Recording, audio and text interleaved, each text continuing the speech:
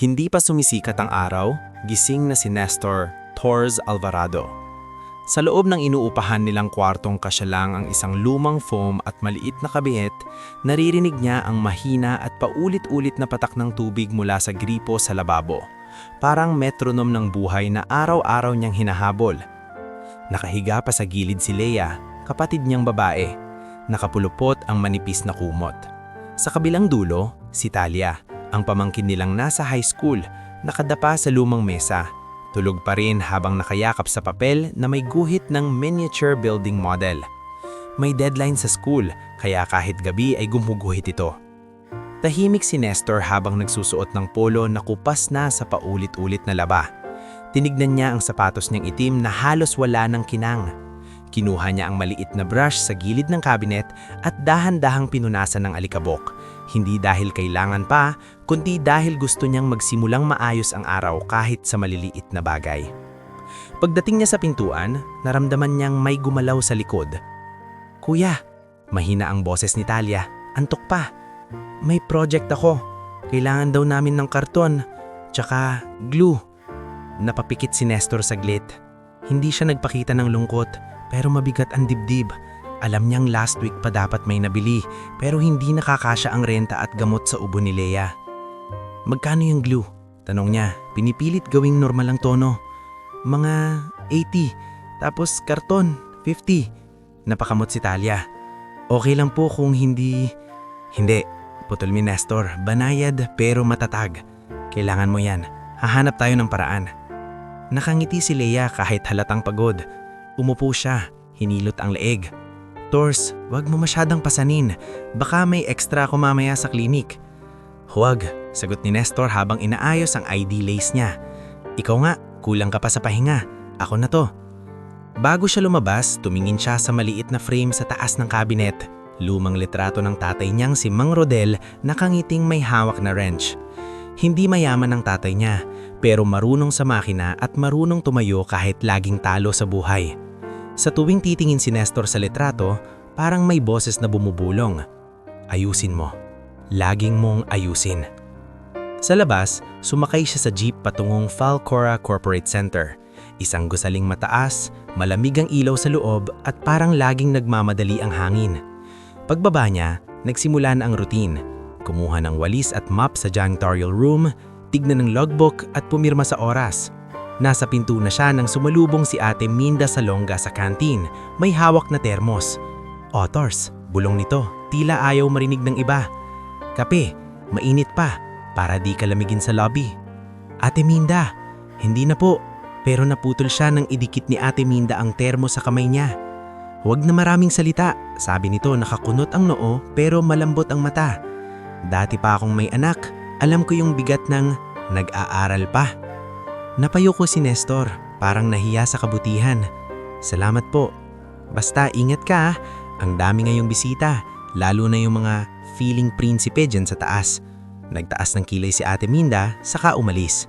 Sa labas, naroon si Lito Sarmiento, security guard na palaging nakatayo na parang poste, pero kapag nakatingin sa tao, may bigat ang mga mata. Sinalubong niya si Nestor ng mahinang tanggo. "Uy, Tors," bulong ni Lito habang dumadaan si Nestor sa metal detector. "May memo daw na audit. Ingat." "Audit?" huminto si Nestor. "Para saan?" "Di ko alam. Basta sabi ng admin, i-check daw ang lahat. Supplies, tools, pati janitors." Nakunot ang loo ni Lito. "Tors, ikaw yung madalas makita sa hallways. Baka ikaw ang gawing, scapegoat." Hindi na kailangan sabihin ni Lito. Alam na nila. Hindi sumagot agad si Nestor. Pinilit niyang ngumiti. "Salamat sa heads up, Lito. Basta, gagawin ko lang trabaho ko." Yun nga, minsan kahit trabaho mo lang, kasalanan na. Nang magsimulang dumami ang tao sa lobby, lumitaw si Yanyan De Vera sa mailroom. Bitbit niya ang trolley na punong-puno ng envelopes. Nakangiti ito pero halatang sabik sa balita. "Hoy, Kuya Tors!" bulong niya, lumingon-lingon. "Alam mo ba, may nawawala daw na tools, tapos may chemicals. Sabi ni Ma'am Corina, parang may inside job." Yan, pinigilan ni Nestor. "Trabaho lang, huwag kang makisawsaw." "Eh kuya," napa-gesture si Yan. "Dito sa building na to, pag di ka nakikisawsaw, ikaw yung nilulunod. Mas lalo kong malulunod pag nakisawsaw ka, pabulong na sagot ni Nestor, saka tinapik ang trolley. Mag-ingat ka sa sinasabi mo, lalo na sa harap ng mga admin. Biglang tumahimik si Yanyan nang makita ang paparating na babae. Matikas, naka-blazer, may heels na parang may sariling galit ang tunog sa marmol. Si Corina Velasquez. Hindi malaki ang boses ni Corina, pero matalim. Isang tingin pa lang, parang may checklist na sa utak. Lumapit ito sa janitorial station. Tinignan ng logbook, tapos tumingin kay Nestor na parang may nakita ng mali. Alvarado, tawag niya. Walang Mr. o Nestor. Parang item lang. Ma'am, magalang na sagot ni Nestor, tuwid ang likod.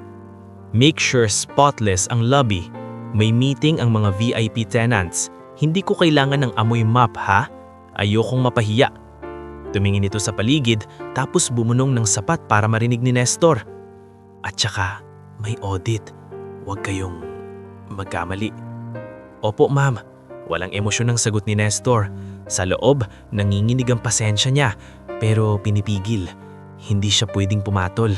Isang mali, patay. Pagalis ni Corina, lumapit si Engineer Kiko Bañez mula sa maintenance door. Mukha itong pagod, may hawak na clipboard.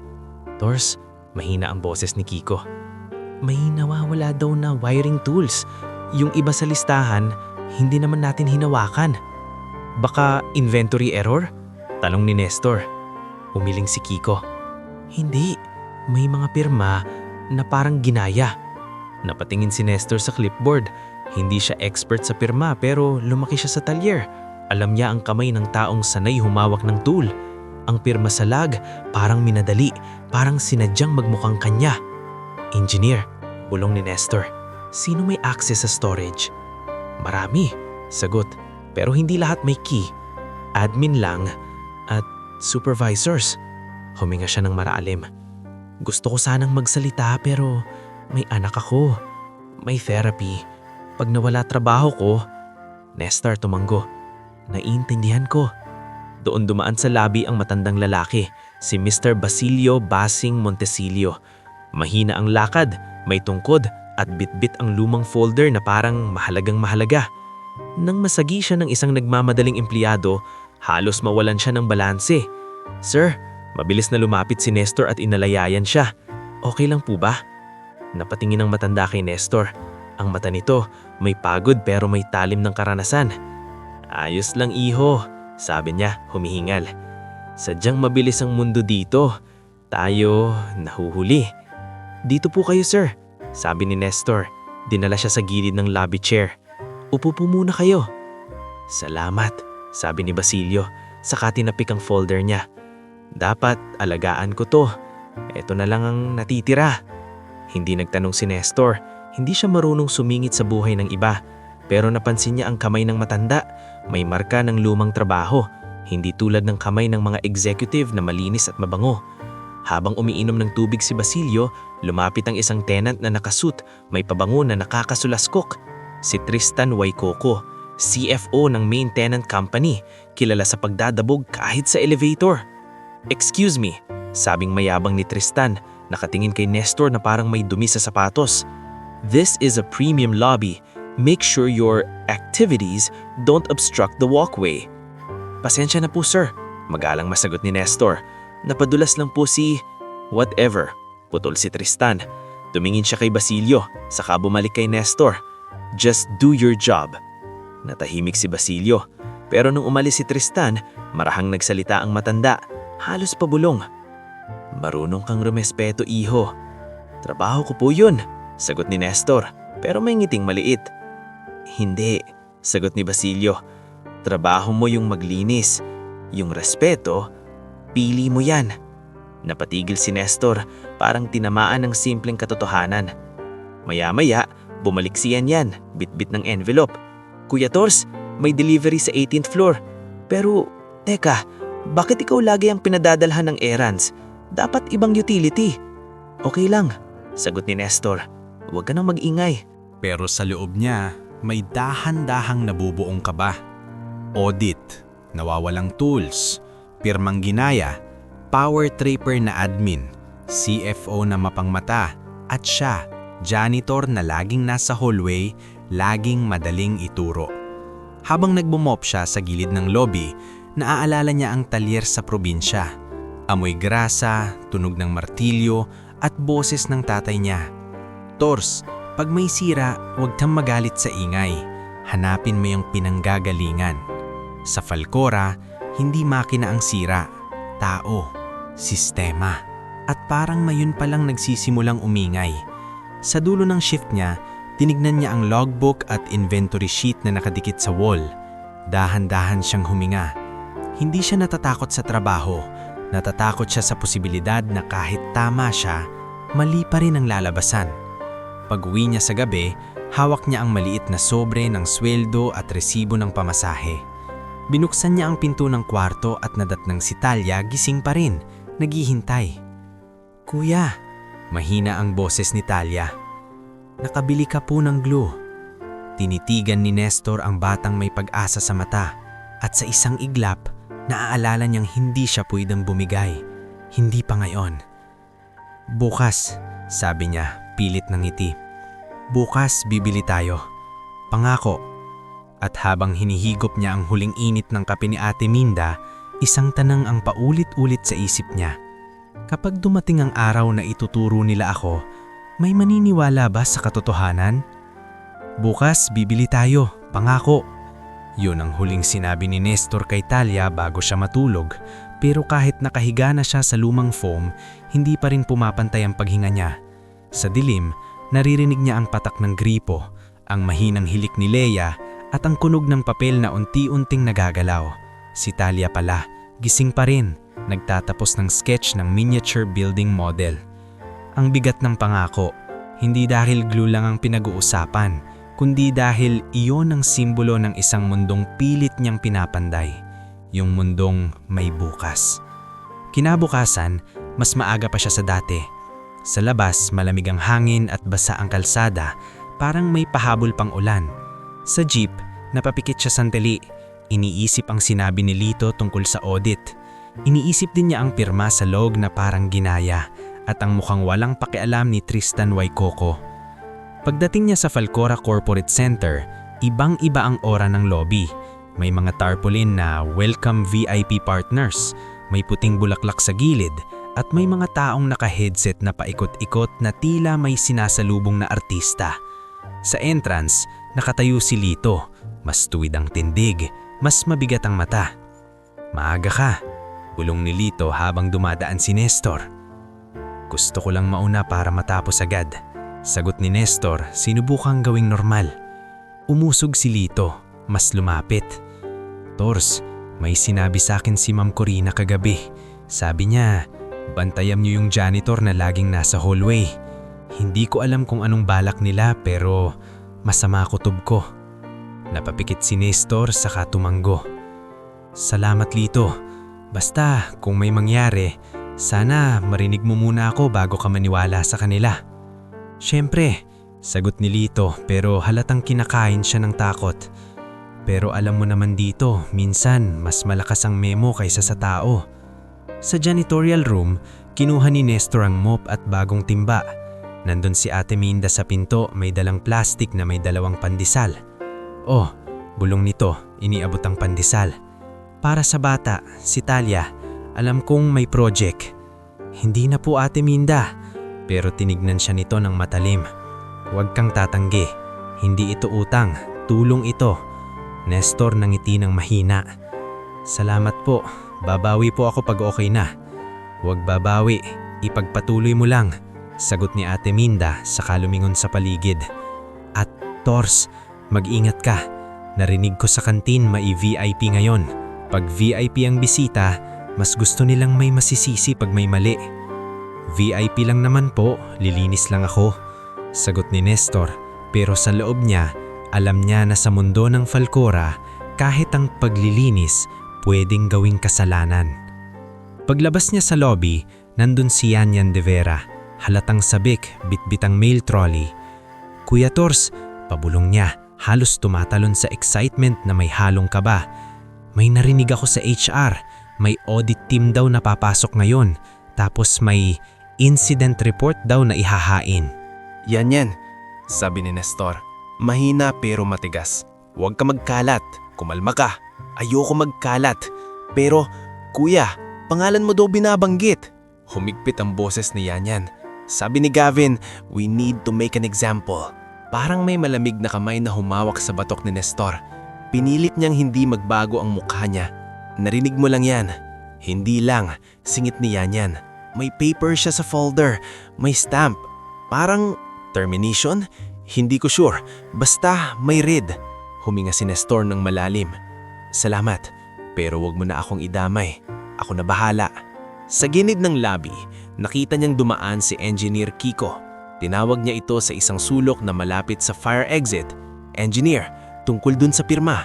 Simula ni Nestor. Umiling si Kiko mabilis. Mamaya na Tors, may meeting ako sa admin. Tiningnan na nila yung log at may gusto silang palabasing narrative. Sumimdel si Kiko sa pader. Halos hindi makahinga. Tors, hindi kita iiwan. Pero hindi ko rin kayang mauna. May anak ako.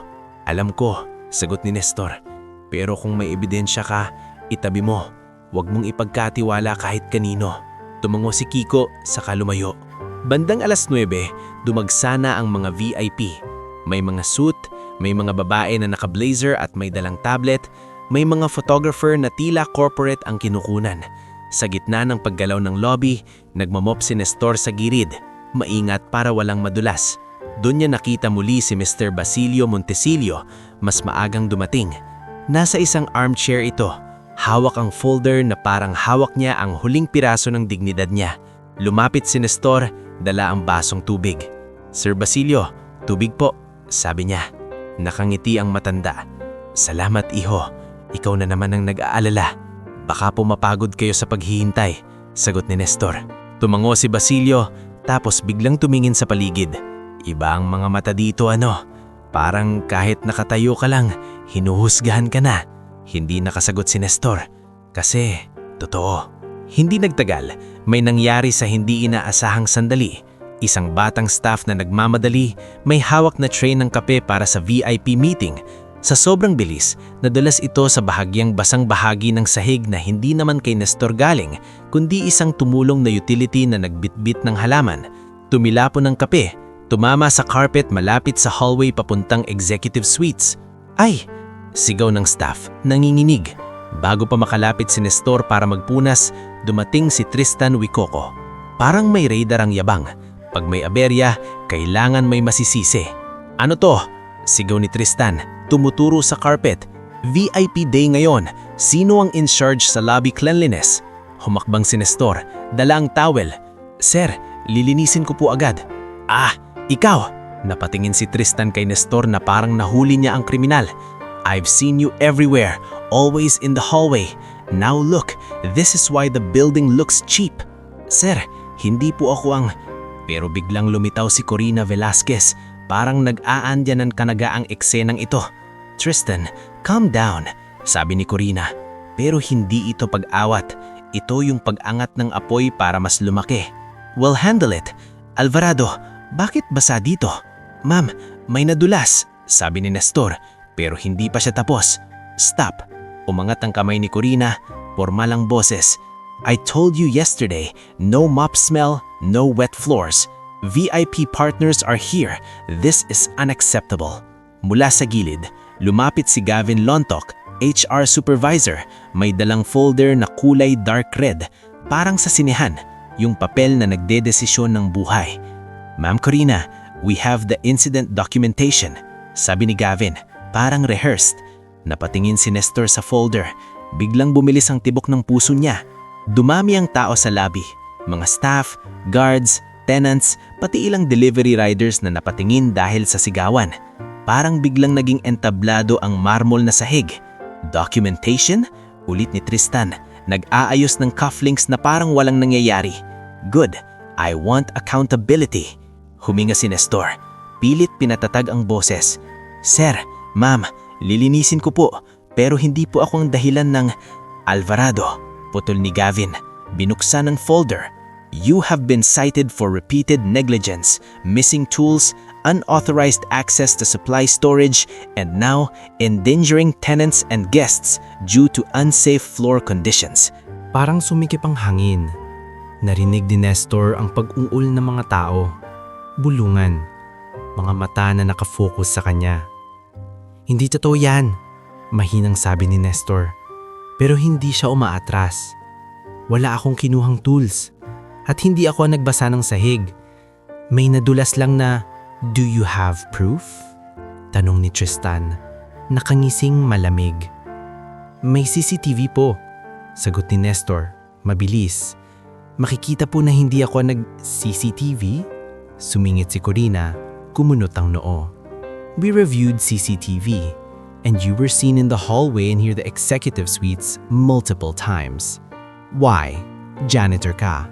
Bakit ka lagi doon?" Doon naramdaman ni Nestor ang tunay na bitag. Sa building na ito, kahit ang paglalakad sa hallway pwedeng gawing motibo. "Naglilinis po ako," sagot niya. Nanginginig ang panga pero kontrolado. "Kasama po sa route." "Enough," sabi ni Gavin. Mas lumakas ang boses. "Effective immediately, you are terminated due to gross negligence and violation of building protocols." Sa isang iglap, parang humiwalay ang mundo. Narinig ni Nestor ang mahinang, "Ay," niyanyan sa gilid. Narinig niya ang sapatos ni Corina na nag-click, parang tuldok sa pangungusap ng buhay niya. "Wag," mahinang sabi ni Nestor. "Ma'am, may pamilya po ako. May bata po akong pinapaaral. At dapat naisip mo yan bago ka gumawa ng kalokohan." Sagot ni Tristan, walang emosyon. "Hindi po ako." Nanginginig na ngayon ang boses ni Nestor. Hindi dahil sa hiya lang, kundi dahil sa kawalan ng hustisya. Lumitaw si Lito, guard, halatang ayaw. "Ma'am, gusto niyo po ba?"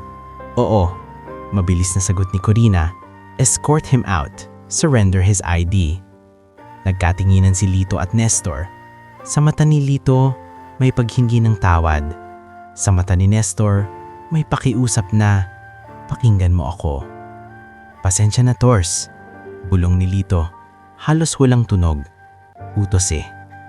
Habang hinahatak siya palabas, naramdaman ni Nestor ang tingin ng mga tao. May ilan na naaawa. Mas marami na nag-a-assume.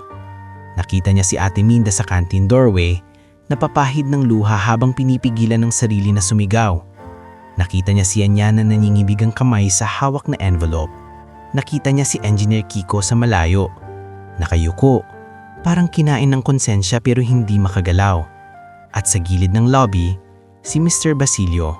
Nakatayo na ngayon, hawak pa rin ng folder.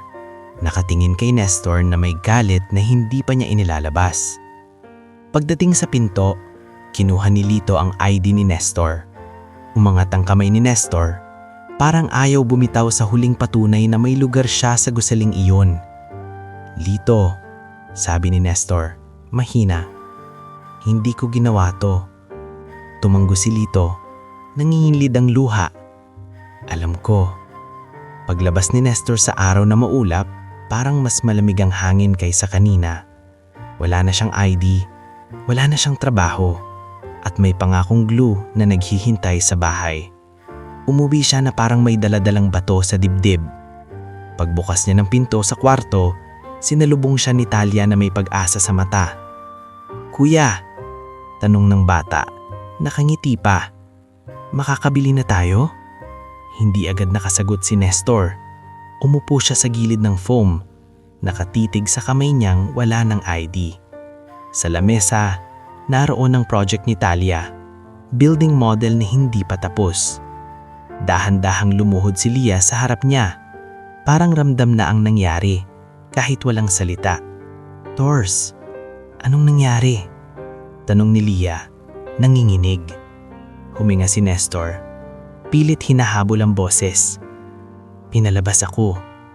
"Ha?" Napaupo si Talia. Parang biglang nawala ang kulay sa mukha. "Tinanggal ako," dagdag ni Nestor. "Sa harap ng lahat." Saglit na katahimikan. Tapos si Talia, kahit bata, pinilit ngumiti. yung ngiting nagpapanggap na okay lang. At sa loob ng isip niya, umiikot pa rin ang tanong mula kagabi. Ngayon, mas matalim, mas masakit. Kapag dumating ang araw na ituturo nila ako, may maniniwala ba sa katotohanan? Hindi pa niya alam ang sagot, pero isang bagay ang malinaw. May mga taong nakakita sa ginawa nila.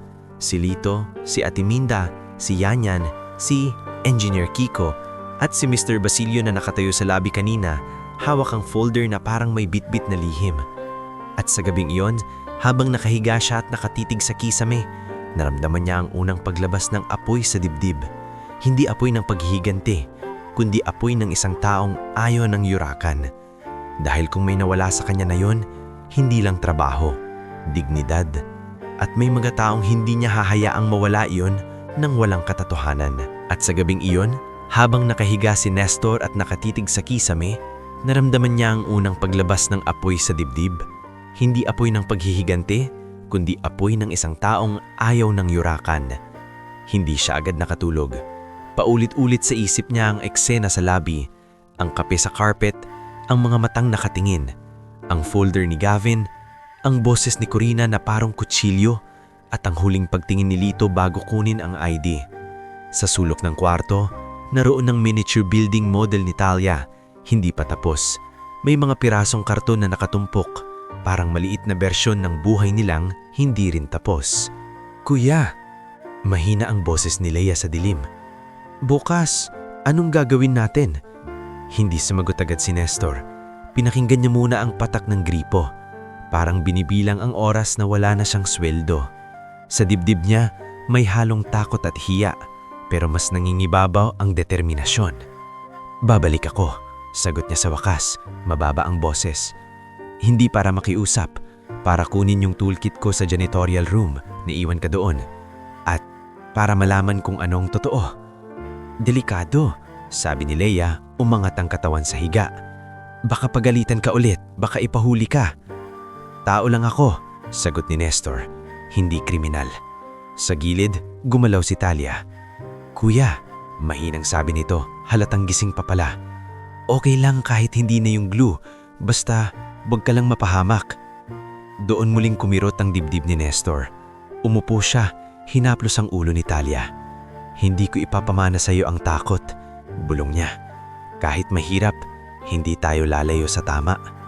Kinabukasan, maaga siyang umalis, bitbit ang lumang backpack na may lamang 2 t-shirt at ilang resibo. Wala na siyang ID, kaya alam niyang hindi siya basta makakapasok sa Falcora. Sa jeep, pinilit niyang gawing kalmado ang paghinga. Pero kung may mali man siya, iyon ang pagiging tahimik. Pero hindi pagiging tahimik ang kasalanan. Kasalanan ng mundo ang hindi pagdinig sa tahimik. Pagdating niya sa Falcora Corporate Center, hindi na siya tumuloy sa main entrance. Dumaan siya sa side gate na ginagamit ng deliveries, kung saan mas konti ang tao. Doon nakatayo si Lito. Parang hinihintay siya kahit halatang delikado. "Tors," bulong ni Lito, lumingon-lingon. "Bakit ka bumalik? Sabi ko sa'yo, toolbox ko, naiwan ko doon, at may kailangan akong malaman." Napabuntong hininga si Lito. "Kung makita ka ni Corina dito, yari ka." "1 minuto lang," pakiusap ni Nestor. "Babantayan mo ako." Tumingin si Lito sa paligid, sa kadahan-dahang tumanggo. "Sige, pero mabilis." Habang papasok sila sa service corridor, ramdam ni Nestor ang malamig na hangin ng building. Parang hindi siya nagkulang ng 1 araw dito, pero ngayong wala na siyang ID, parang estranghero na siya. Sa likod ng kusina, naamoy niya ang mantika at kape. Narinig ang mga kutsara at naramdaman ng bigat ng mga titig ng ilang staff na nakakita sa kanya. "Yan yung pinalayas," ang kapal ng bumalik, bulong ng isa. Hindi pinansin ni Nestor, natuon siya sa toolbox. Sa janitorial room, nandoon pa rin ang timba, map, at ang lumang toolkit niya na may marka ng kalawang sa gilid. Parang simpleng bagay, pero iyon ang piraso ng dignidad niya. Ang patunay na may kaya siyang gawin sa mundo bukod sa paglilinis. Kunin niya ang toolbox at isasara na sana ang pinto nang biglang may mahinang ubo sa hallway. Si Mr. Basilio. Nakatayo ang matanda sa may loading area. May hawak pa rin na folder, pero ngayon mas halatang nanginginig ang kamay. Sa tabi niya, may dalang paper bag na parang gamot. "Sir." Mabilis na lumapit si Nestor. Okay lang po ba kayo? Napatingin si Basilio sa kanya. Hindi ito nagulat. Para bang inaasahan niyang babalik si Nestor. Iho, mahina ang boses ng matanda. Buti nakita kita. Bakit po? Tanong ni Nestor, nag-aalala. Huminga si Basilio ng malalim. Kagabi, narinig ko yung nangyari sa'yo. Hindi ako nakialam agad. Hindi dahil wala akong pakialam, kundi dahil kailangan kong siguraduhin ang galaw ko. Nestor na palunok. Sir, wala naman po kayong kasalanan. Hindi ko po kayo dinadamay. Pero may kasalanan, ang building na to. Sabi ni Basilio, bahagyang tumaas ang boses tapos umubo ulit. At may kasalanan din ako. Dahil tahimik lang ako noon. Tumahimik si Nestor. Naalala niya ang tingin ni Basilio sa lobby kahapon. Yung tinging may galit na hindi pa nailalabas. Ngayon, lumalabas na. Sir, sabi ni Nestor, ano po ba yung folder nyo? Lagi ko pong nakikita, parang mahalaga. Tumingin si Basilio sa paligid, saka lumapit, halos pabulong. Sumama ka, hindi dito. Nagkatinginan si Nestor at Lito. Halatang nagdadalawang isip si Lito pero tumanggo rin, tila alam na may bigat ang sandaling ito. Lumabas sila sa building at tumawid sa maliit na karinderya sa tabi ng kalsada, yung karinderyang hindi pinapansin ng mga nakasuit pero doon kumakain ng mga driver at utility. Umupo si Basilio sa sulok, si Nestor sa tapat at si Lito sa bandang gilig, nagbabantay. Kape? Tanong ng tindera. Tubig lang, sagot ni Basilio tapos tunggin kay Nestor. Iho, alam mo ba kung bakit ako laging nandyan sa lobby? Umiling si Nestor. Hindi po. Akala ko tenant kayo. Tenant, pero hindi lang tenant. Sagot ng matanda, sa kadahan-dahang binuksan ng folder. Sa loob, may mga lumang papel na may mga selyo, may mga pirma, may mga larawan ng lupa at mga dokumentong parang matagal nang tinago. Napasinghap si Nestor. Mga titulo po ba to? Mga kasunduan, sagot ni Basilio. Ang Falcora Corporate Center, hindi basta pinatayo ng kung sinong magaling. May kasaysayan yan at may mga taong niloko para maitayo yan. Nestor na palunok. Sir, bakit niyo po sinasabi sa akin to? Dahan-dahang kinuha ni Basilio ang isang papel na may nakasulat na apelido. Alvarado. Nanlaki ang mata ni Nestor. Ha? Apelido ko po? Tumanggo si Basilio. Noong bata ka pa, yung tatay mo, si Rodel Alvarado, kilala sa probinsya bilang machinist. Hindi siya abogado, hindi siya negosyante, pero marunong siya sa detalye at marunong siyang tumulong kahit walang kapalit.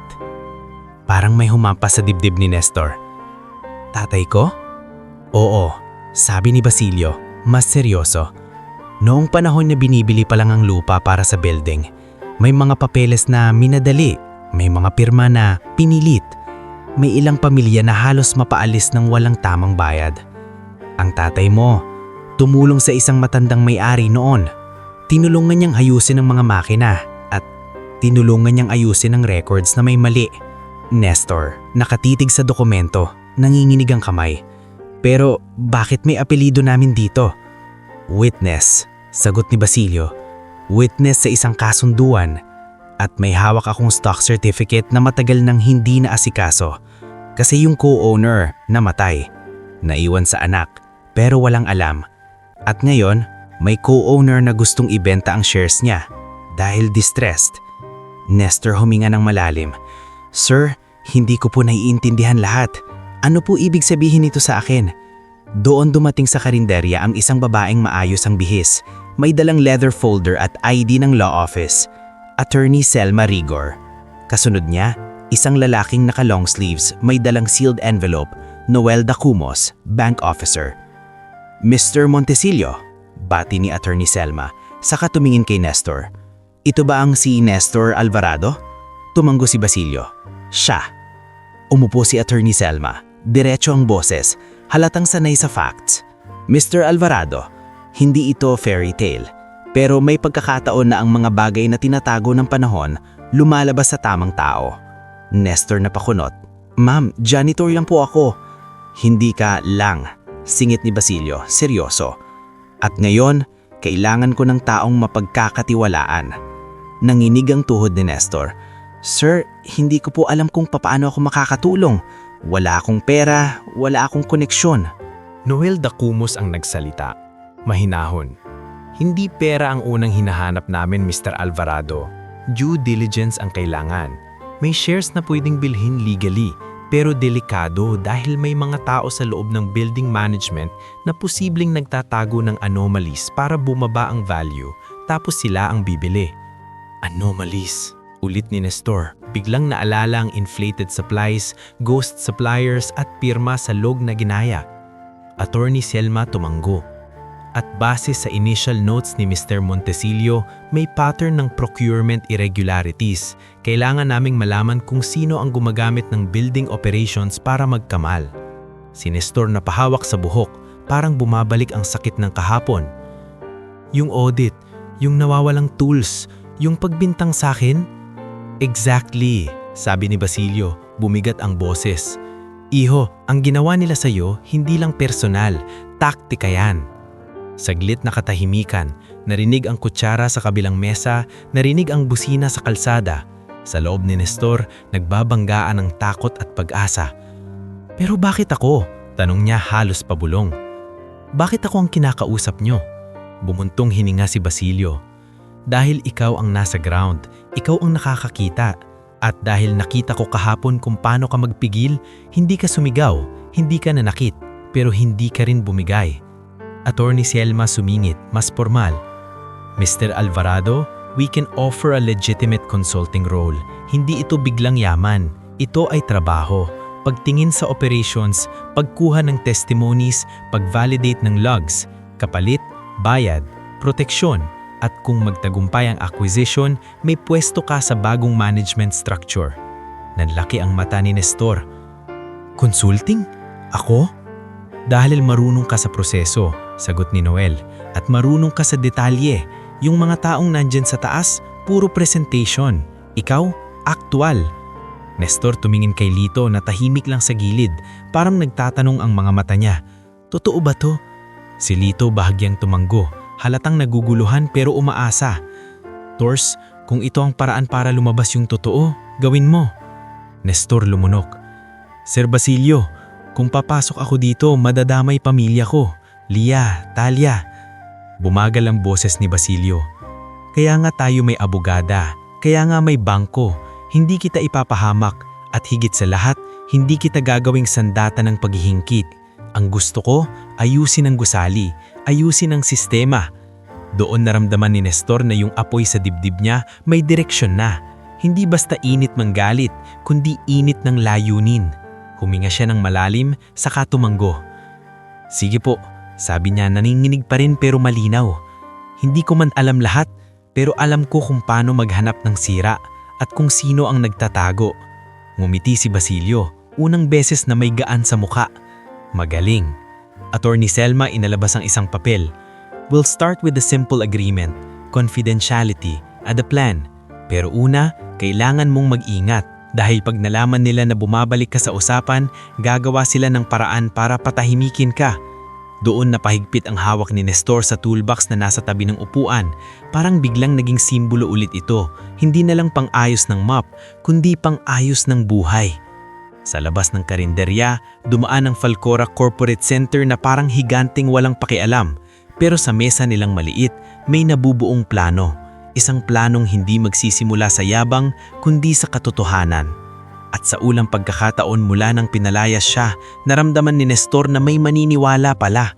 Hindi lahat, pero sapat na ang isa. Basta tunay para magsimulang gumalaw ang mundo. At sa unang pagkakataon mula nang pinalayas siya, naramdaman ni Nestor na may maniniwala pala. Hindi lahat, pero sapat na ang isa. Basta tunay para magsimulang gumalaw ang mundo. Pag-uwi niya nung gabing iyon, dala ni Nestor ang toolbox sa isang kamay at ang kopya ng confidentiality agreement sa kabilang kamay. Hindi ito papel na pangarap, kundi papel na responsibilidad. Tahimik ang kwarto nila pero ramdam niyang may pagbabago sa hangin. Si Lia nakaupo sa gilid ng mesa, nakatingin sa mukha niya na tila naghahanap ng paliwanag. Si Talia kahit nagkukunwari na abala sa project, pasulyap-sulyap din. Kuya, ano yan? Tanong ni Lia maingat. Umupo si Nestor at dahan-dahang inilapag ang papel.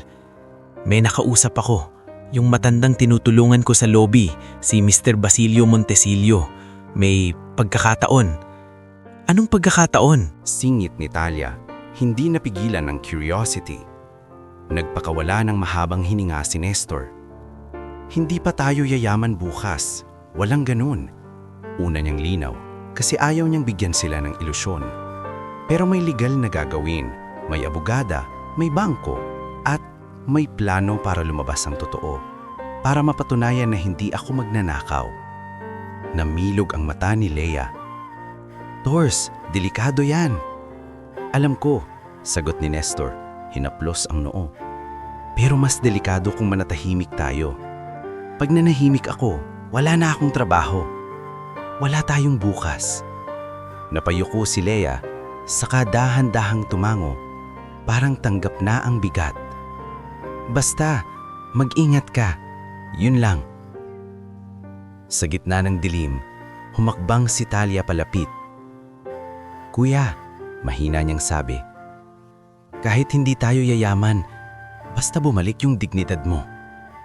Napasandal si Nestor. Doon niya naramdaman na hindi lang siya lumalaban para sa sarili.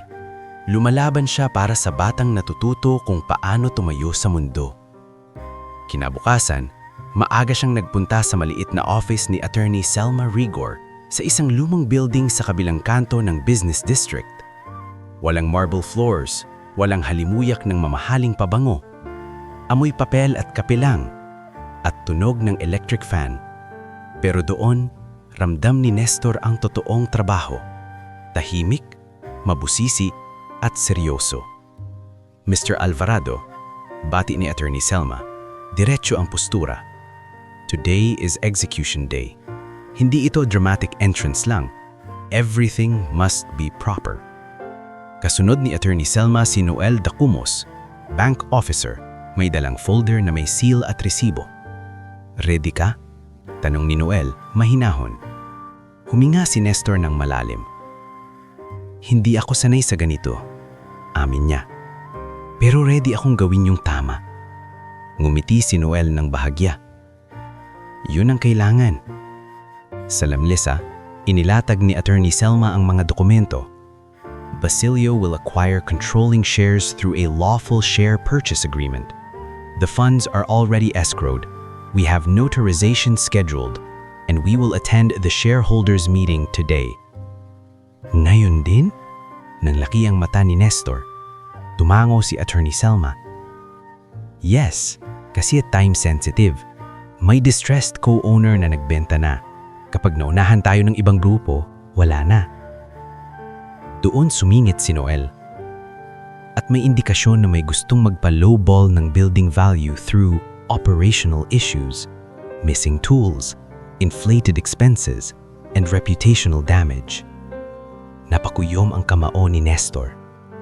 Yung ginawa nila sa akin? Part of it, sagot ni Attorney Selma. Ngayon, role mo. You will not shout. You will not accuse without basis. You will provide what you know, and we will present it in the correct forum. Okay, sagot ni Nestor, kahit nanginginig pa rin ang dibdib.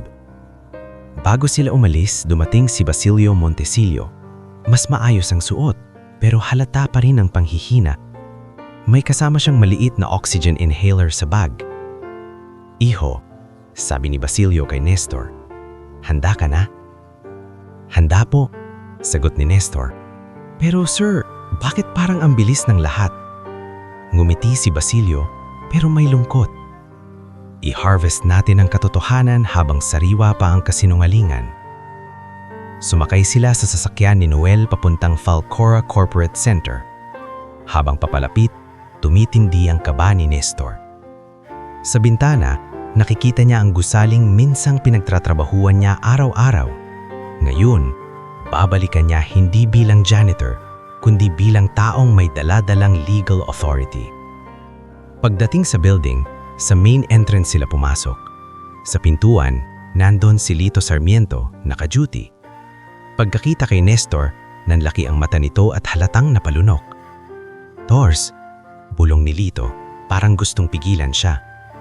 Ngulit lumapit si Attorney Selma at pinakita ang authorization letter at board meeting access.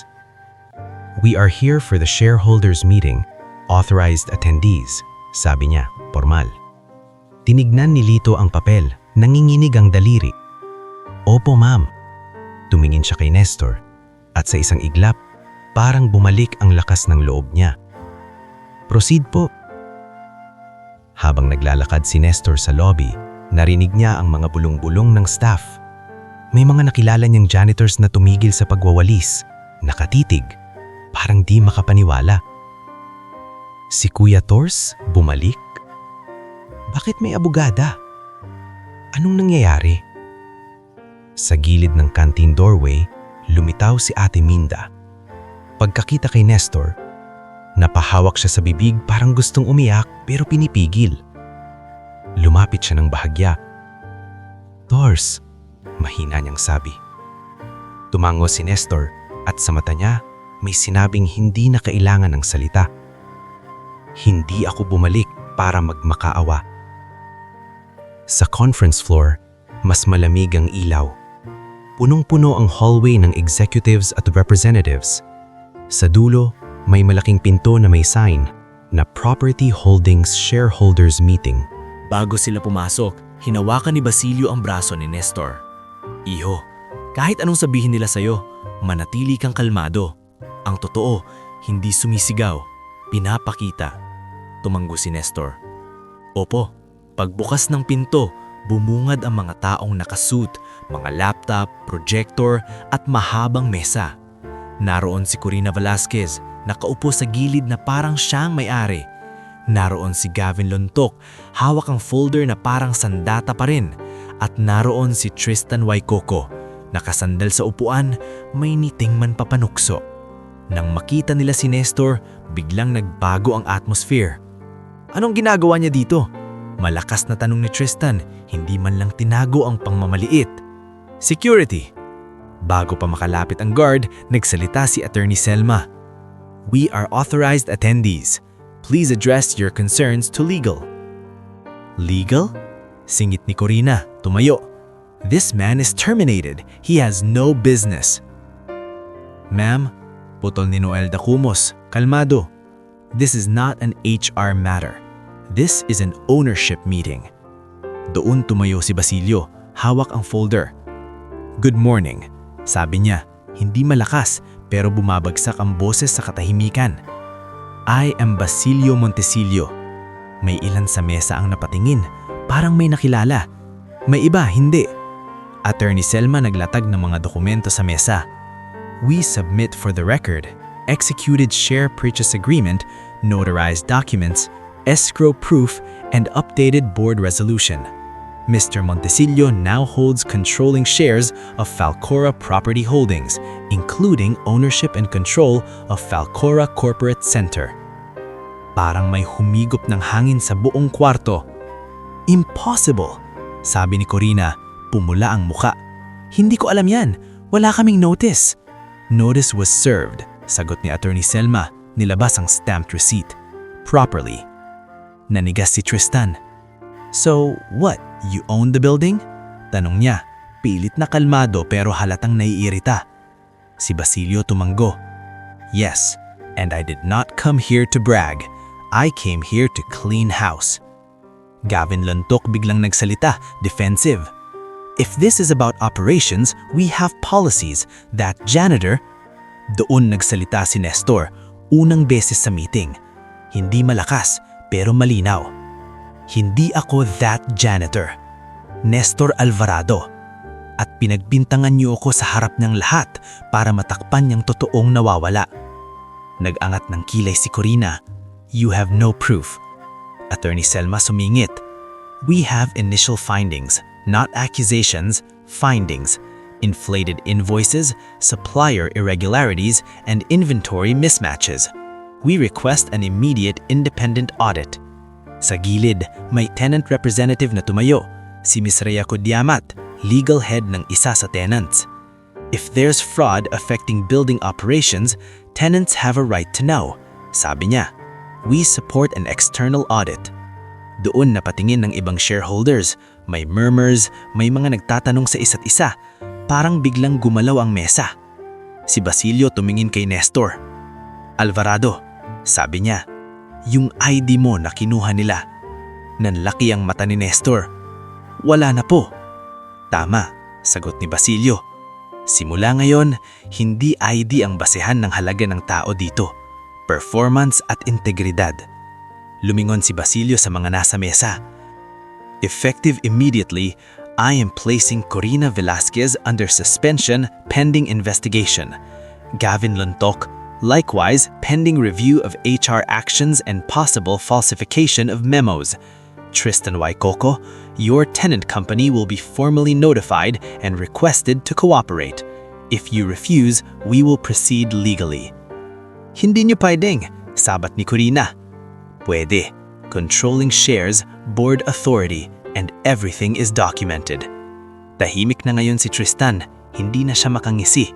Ang kamay niya, napahawak sa ballpen, parang unang beses niyang naramdaman ng puwersa ng papel laban sa kapangyarihan. Sa hallway sa labas ng conference room, kumalat na ang balita. May mga empleyadong nagtitipon, bulungan, mga matang nag-aabang. Sa loob, nanatiling matatag si Nestor, pero sa loob niya, may kakaibang halo, ginhawa at takot. Ginhawa dahil umuusad ang katotohanan, takot dahil alam niyang kapag gumalaw ang sistema, may babawi. Pagkatapos ng meeting, lumabas sila ni Basilio kasama si Attorney Selma at Noel. Sa lobby, nakatayo si Ate Minda, si Yanyan at si Engineer Kiko sa malayo. Halatang gustong lumapit pero takot pa rin sila. Lumapit si Basilio kay Engineer Kiko. Ikaw si Kiko Banez? Opo sir, sagot ni Kiko, halatang nanginginig. Mr. Alvarado told me you have logs. I want them and I will protect your job. You have my word. Doon napapikit si Kiko. Parang gumaan ang bigat sa balikat. Opo sir, ibibigay ko. Lumapit si Yanyan kay Nestor, halos umiyak. Kuya, totoo ba to? Ikaw na. Ikaw na. Hindi. Mabilis na sagot ni Nestor. Hinihana ng boses. Hindi ako yun. Nandito ako para ayusin. Para walang ibang maipahiya tulad ko. Sa entrance, lumapit si Lito. Nakatayo ng tuwid, parang mas may lakas. Tors, bulong niya. Salamat. Tumanggo si Nestor. Hindi pa tapos Lito, pero nagsimula na.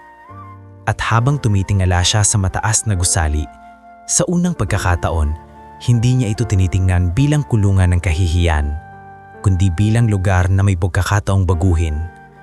Hindi na siya bumalik para ulitin ang sakit. Bumalik siya para simulan ang pagbabago. Sa gabing iyon, pauwi si Nestor na parang may dalang-dalawang mundo sa dibdib. Yung lumang mundong pinahiya siya at yung bagong mundong biglang ipinauubaya sa kanya. Hindi bilang gantimpala, kundi bilang responsibilidad. Sa jeep, nakatitig siya sa mga ilaw ng kalsada na lumalabos sa bintana. Iniisip kung paano niya ipapaliwanag kina Leia at Talia na ang pagbili ng gusali ay hindi jackpot. Ito ay parang pag-ako sa isang napakalaking sirang makina na kailangan mong ayusin habang umaandar. Pagbukas niya ng pinto ng kwarto, sinalugong siya ni Talia. Hindi na nagtanong kung may glue, kundi kung kumusta ang mukha niya. Kuya, mahina ang boses ng bata. Okay ka lang. Umupo si Nestor. Inilapag ang backpack at toolbox. Okay ako, sagot niya, pero may pagod ang boses. Hindi pa tapos, pero nagsimula na. Lumapit si Leia, hawak ang basong tubig. Anong nangyari? Tinignan ni Nestor ang kapatid, saka huminga ng malalim. Si Mr. Basilio, siya na ang may kontrol ng building.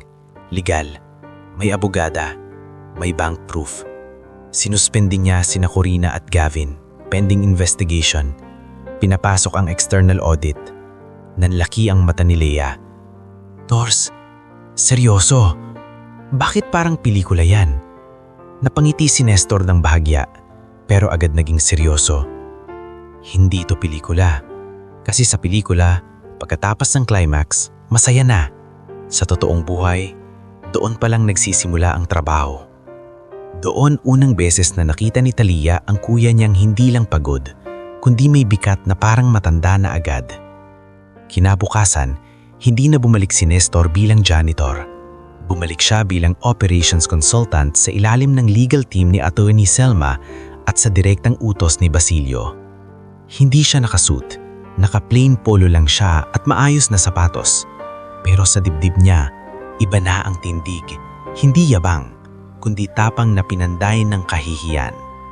Sa unang linggo, sunod-sunod ang mga pagpupulong. Dumating ang external audit firm, mga taong tahimik, may dalang laptop at scanner, walang pakialam sa chismis.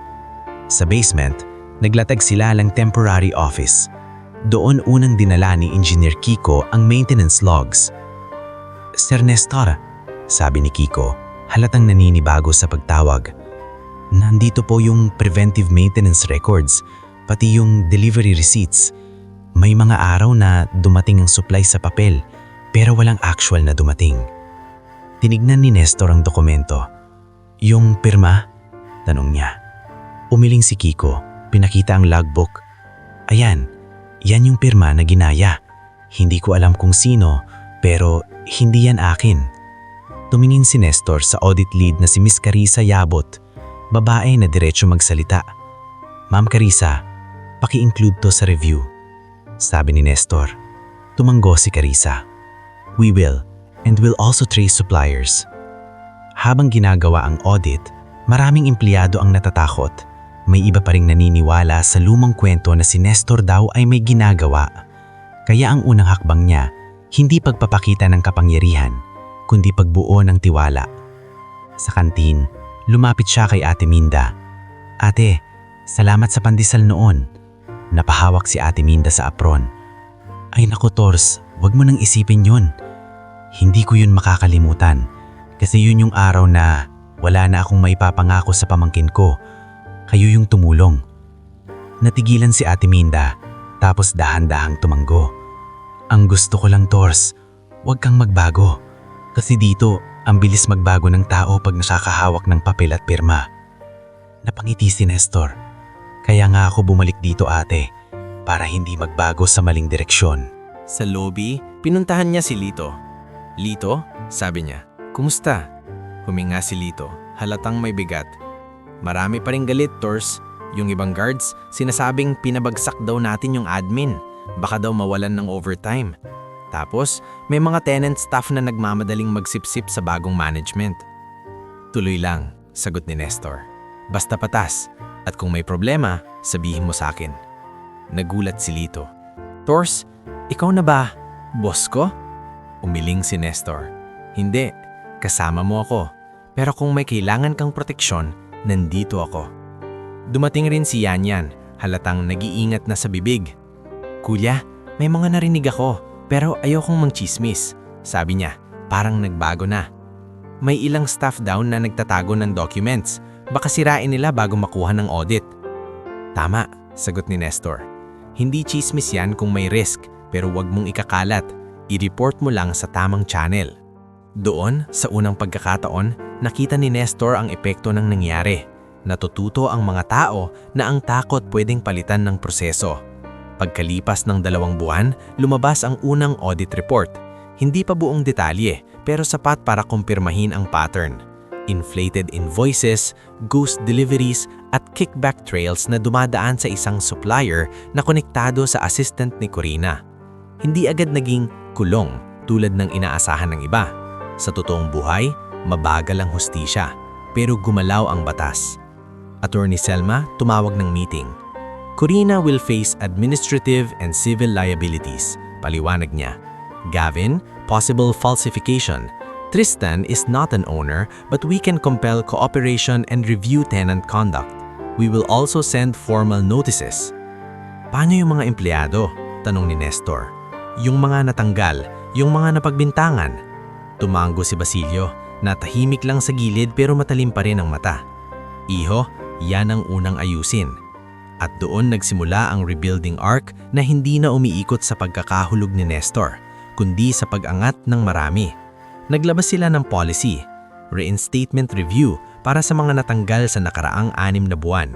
May mga janitors at utility na ibinalik, kabilang ang isang matandang janitress na si Erlinda Tahan, na dati raw tinanggal dahil dinadayaan, pero ang totoo, ayaw lang niyang sumali sa kickback. Nang bumalik si Erlinda, umiiyak siya sa janitorial room. "Akala ko tapos na buhay ko," bulong niya. Nestor umiling. "Hindi. Dito, babalik ang patas." Kasunod nito, inayos nila ang payroll delays. Nagulat ang maraming staff nang biglang pumasok ang tamang overtime pay at hazard pay. Si Lito, na dati laging nakakontractual, nabigyan ng permanent status sa rekomendasyon ni Basilio, matapos makita ang pagiging patas niya kahit napilitan siya noon. Isang araw sa lobby, may lumapit na babaeng naka-formal attire, si Miss Rhea Kudiamat, tenant legal head, kasama ang ilang tenant reps. "Mr. Alvarado," sabi niya, professional, "we appreciate the transparency. Tenants want stability. If you need testimonies, we can coordinate." Tumango si Nestor. "Salamat ma'am. Ang gusto ko lang, walang empleyadong masasagasaan ulit." Sa paglipas ng mga buwan, hindi lang audit ang nangyari. Nagkaroon ng bagong procurement system, may supplier screening, at may camera logs na mas mahigpit. Pero alam ni Nestor, hindi sapat ang rules kung hindi marunong ang tao. Kaya isang araw, bumaba siya sa basement at pinuntahan si Basilio. "Sir," sabi ni Nestor, "pwede po ba tayong magtayo ng maliit na training corner para sa staff?" Napatingin si Basilio. "Training?" "Opo," sagot ni Nestor. "Basic safety, basic maintenance, at kahit simpleng bookkeeping. Marami dito gustong umangat pero walang pagkakataon. Kung mabibigyan sila ng skills, hindi na sila madaling apihin." Tahimik sandali si Basilio, saka ngumiti. "Ganyan ang gusto ko sa'yo, iho. Hindi ka tumitingin sa taas lang. Sige, gawin natin." At doon nabuo ang Skills Upgrade Room, isang simpleng silid na may whiteboard, ilang folding chairs, lumang projector at toolbox set na bago. Si Engineer Kiko nagturo ng preventive maintenance basics. Si Noel nagbigay ng talk tungkol sa how to avoid lending traps. Si Attorney Selma minsan nagle-lecture sa staff tungkol sa basic labor rights, hindi para maging rebelde, kundi para maging aware. Si Yanyan, na dati puro chismis, naging volunteer admin assistant sa training. "Kuya, ako na po ang mag-aayos ng attendance," sabi niya. Seryoso na ngayon. "Good," Sabi ni Nestor, "Dati attendance ng chismis ang hawak mo. Ngayon attendance ng pag-angat." Natawa si Yanyan, pero may hiya. "Sorry na kuya, natuto na ako." Sa bahay, unti-unting nagbago ang buhay nila. Hindi luxury, hindi biglang kondo. Pero sa unang pagkakataon, nabayaran ni Nestor ang overdue rent. Nakabili siya ng glue at karton kay Talia. Hindi yung pinakamura lang, kundi yung sapat para hindi madaling masira ang project. Pag-uwi na isang gabi, nadatnan niyang nakatayo si Talia. Hawak ang finished miniature building model. Maayos ang gupit, pantay ang dikit, at may maliit na label. Future. "Kuya," sabi ni Talia, proud. "Tapos na." Nestor napangiti, humaplos sa ulo ng bata. "Ang ganda." Lumapit si Lia, may hawak na papel. "Tors, natanggap ako sa short medical course. May scholarship daw, galing sa foundation ng building." Nanlaki ang mata ni Nestor.